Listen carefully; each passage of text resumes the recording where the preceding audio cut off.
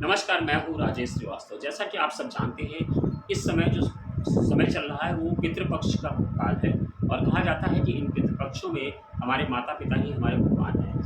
इन दिनों हम अपने माता-पिता एवं ऐसे पूर्वज जो इस दुनिया में नहीं हैं, उनको समर्पित करते हैं। ये पितृपक्ष का 15 दिन का जो काल होता है, इसको लेकर के हमारे सबके मन में तमाम तरह के संशय होते हैं, तमाम सवाल उठते हैं, क्या करना चाहिए, क्या नहीं करना चाहिए?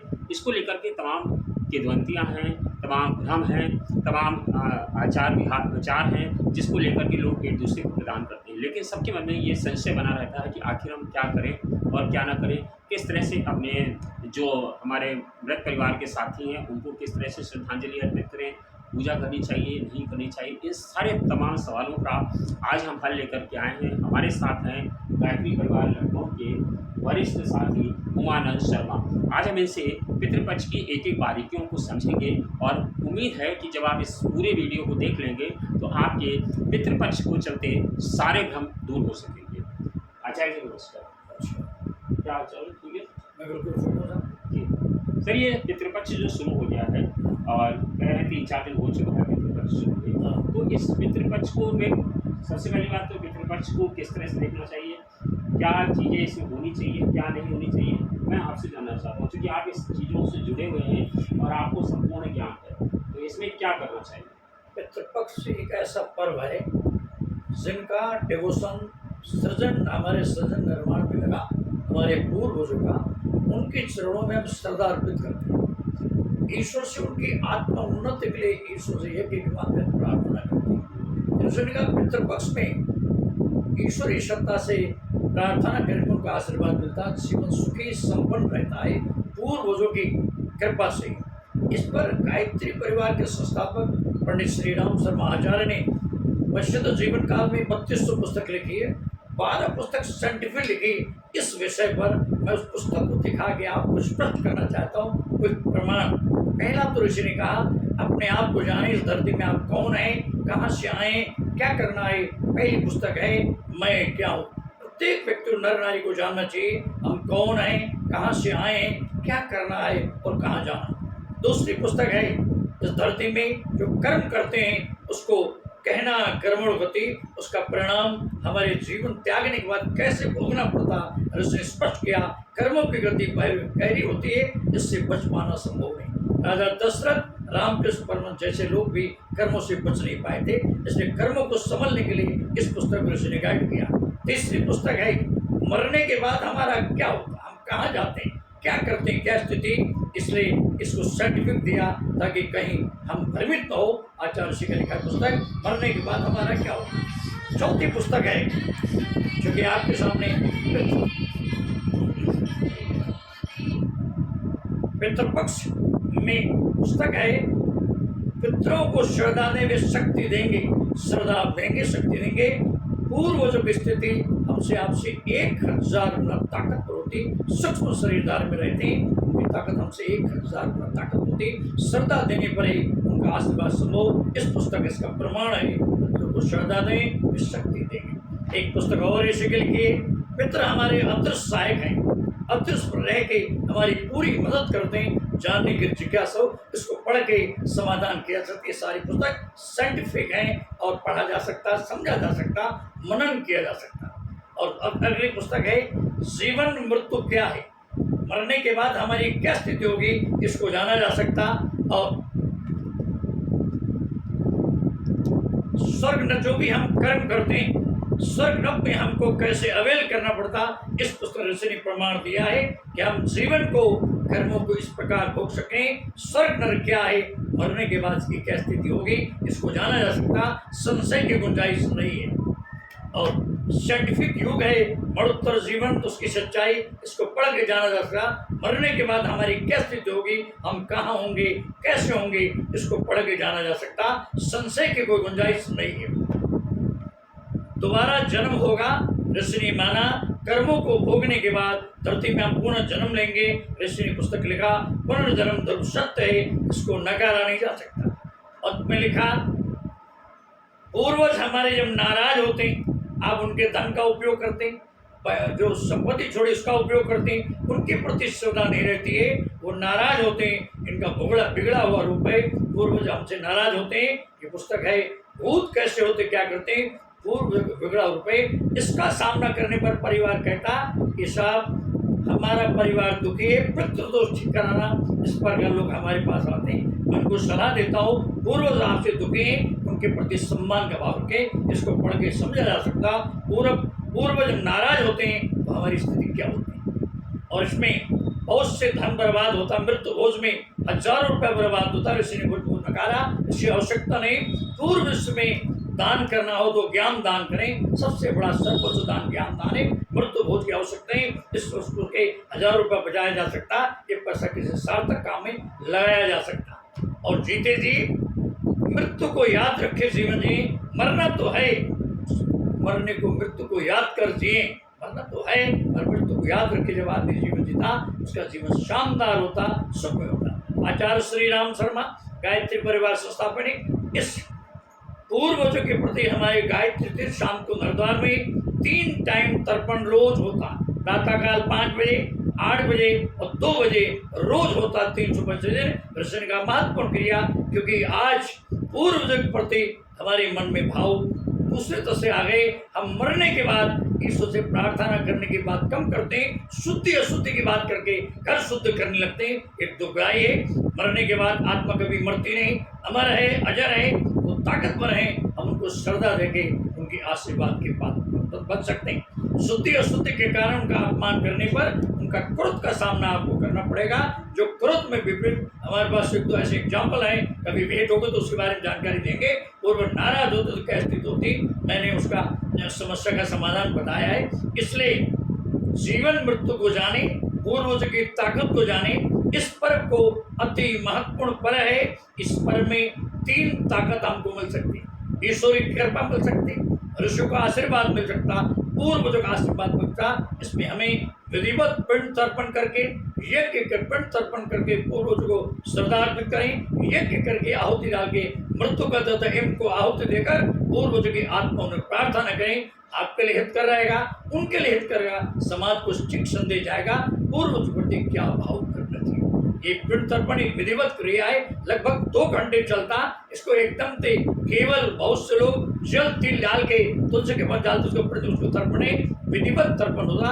ये 2 घंटे का कार्यक्रम है। पिंड तर्पण यज्ञ में हमारे इंदिरा नगर केंद्र में 5:30 बजे तर्पण शुरू होता, 7:30 बजे चलता पिंड तर्पण यज्ञ होता। आप आगे वहाँ देख सकते हैं, समझ सकते हैं, वहाँ आपको देखने को मौका मिलेगा। हम अवसर भी देंगे आपको देखने के लिए, इससे दिख भर। और दूसरा, पितृपक्ष में महिलाएं, पति, माता, बहन सभी लोग तर्पण देख सकते हैं। कोई ऐसी मान्यता नहीं ये देख नहीं सकता, भाई कोई भी दे सकता, जात पात का कोई रोक नहीं है, बंधन नहीं है। अच्छा जी, कहते हैं कि इससे जो होती है तमाम लोगों में संशय होता है। जैसे आजकल की युवा पीढ़ी है, कोई मानती है कि जैसे मान लीजिए हम हैं तो हमारे पूर्वज भी अगर पानी दे रहे होंगे तो मेरा तो जन्म हो चुका है तो हम पानी लेने कहाँ जाते हैं, इसकी पीछे क्या लॉजिक है, कुछ आप बताएंगे। जन्म होना एक गंभीर विषय है। जब तक कर्मों का भोग नहीं होता तब तक जन्म संभव नहीं। ये पुस्तक साइंटिफिक है। कब जन्म होगा, कितने दिन रहना पड़ेगा, वहाँ रह के क्या कर्म अवल बनेगा, ऐसा नहीं है हम मरे तो कल जन्म हुए। ये हमारी कल्पना है। इसको पढ़ के इसको तस्दीक करें। इतना आसान नहीं है जितना आदमी कल्पना करता। मरने के बाद कर्मों को भोगना पड़ता, कितने दिन भोगना पड़ेगा इसका गणित तो भगवान जानता, ऋषि को ज्ञान है, इसलिए लिखा है। इसलिए पुनर्जन्म की प्रक्रिया,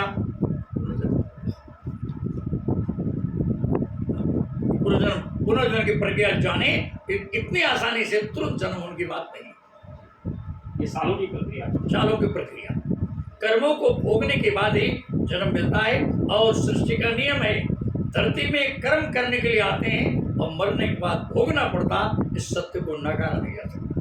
राजा दशरथ को भी कर्म को भोगना पड़ा था, रामकृष्ण परमहंस को भी अपने कर्मों को भोगना पड़ा था। वे भी उससे बच नहीं पाए थे। हम आपको सामान्य जीवन जी रहे, कर्मों से भोगना पड़ेगा। इसलिए तुरंत जन्म होगा, पानी किसको मिलेगा ये सोचना उचित नहीं। तीसरा सवाल ये, और दूसरा, उनको पानी मिलेगा नहीं मिलेगा विषय दूसरा है। हम अपने पूर्व सम्मान दे रहे हैं, ये विषय पहले। हम उन्हें रिस्पेक्ट पे कर रहे हैं, तर्पण के माध्यम एक माध्यम ये विषय पहले उनको मिलेगा नहीं मिलेगा ये विषय हम पर लागू नहीं होता। आणि मन में समस्या न हो। संशय न रखें, हम अपनी श्रद्धा माता पिता को पूर्ण श्रद्धा दें, उनको मिलेगा नहीं मिलेगा उनकी क्या स्थिति उनके कर्म पर डिपेंड करता है। ये ईश्वर को तय करना। ईश्वर तय करना दें और ईश्वर को तय करना दें, उनके कर्मों को तय करें। आप अपने कर्म करें, आपको पुत्र धर्म निभाना है, पुत्री धर्म निभाना है, पति का धर्म निभाना है, धर्म पति का धर्म निभाना।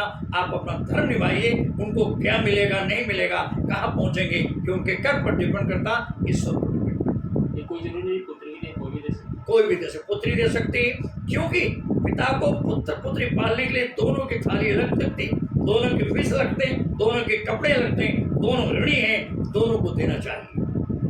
एक ही दे पर्याप्त नहीं। अच्छा, जैसे कहते हैं घर में एक आदमी पानी देता है, जैसे मान लीजिए घर में 6 सदस्य हैं, 7 सदस्य हैं, जो भी सदस्य हैं, तो क्या सभी को देना चाहिए?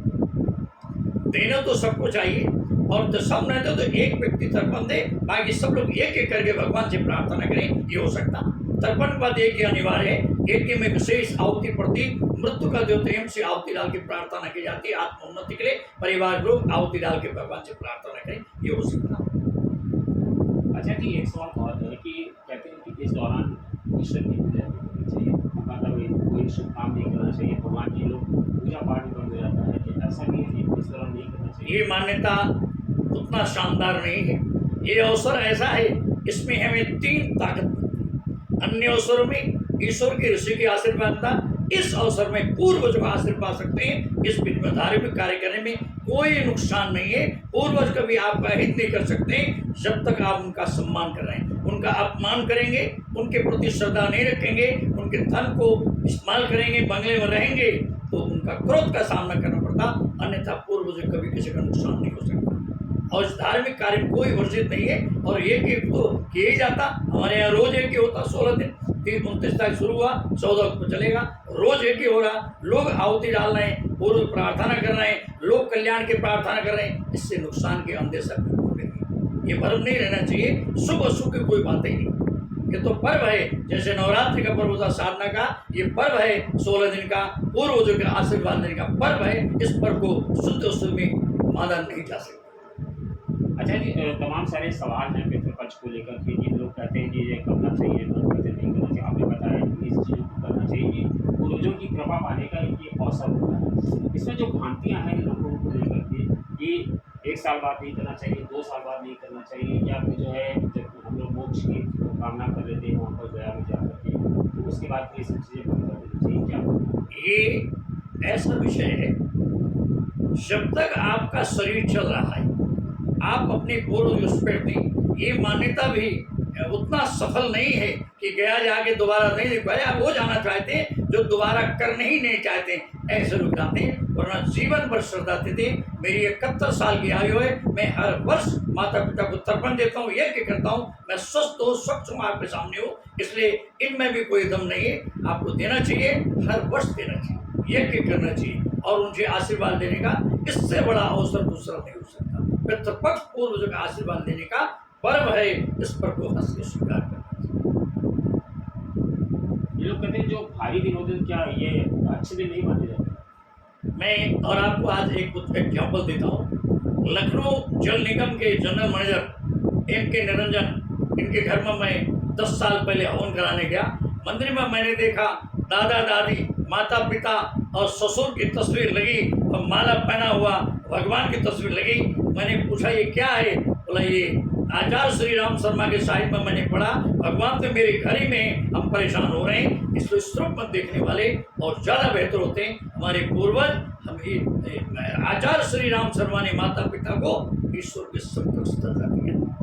अपने कर्मकांड भास्कर में कहा मात्र पितृ चरण कमल नवा, जब भगवान को प्रणाम करते हैं, ये लाइन डाल के हम माता पिता को ही सम्मान देते हैं। ये भाव आपको पोषित करना पड़ेगा, आचरण से, व्यवहार से, कर्मों से, तभी आपको आशीर्वाद देना है।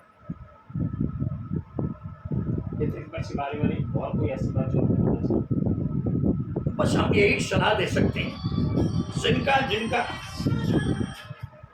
जिनके जीवन में, जिनका अपने आपके सृजन निर्माण में त्याग तपस्या, उस माँ ने जिस माँ ने 9 महीने अपने काया में रखा, पीड़ा दे के जन्म दिया, अपने शरीर के सफेद रंग से जीवन चलाया, मलमूत्र साफ किया, हाथ पे चलना सिखाया, उस माँ के प्रति कृतज्ञता व्यक्त करना पितृ पर्व इससे बढ़िया पर्व नहीं सकता। उस पिता की पसंद की कमाई से रोटी खाई, शिक्षा प्राप्त की, हाथ पर चलना सीखे, उस पिता के प्रति श्रद्धा देने का यही पर्व है जिसमें पूर्वज प्रति उनके ऋण से ऋण हो आत्मिक प्रार्थना करते हैं। ये पर्व हर व्यक्ति को मनन करना चाहिए, मानना चाहिए, पूर्व को श्रद्धा देनी चाहिए, विधिवत संस्कार करना चाहिए। चलते एक सवाल और मन में आया कि कहते हैं पितृदोष का जो उपाय होता है वो पितृपक्ष ही सबसे बेहतर उपाय होता है। तो पितृदोष क्या होता है और क्या इसका पितृपक्ष में पूजा करने से क्या इसका कुछ हल निकल सकता है? पहली बात तो पितृदोष कैसे पता चले कि पितृदोष है या नहीं है, और अगर है तो उससे क्या लक्षण होते हैं और उसको कैसे दूर करें? पितृदोष नहीं है,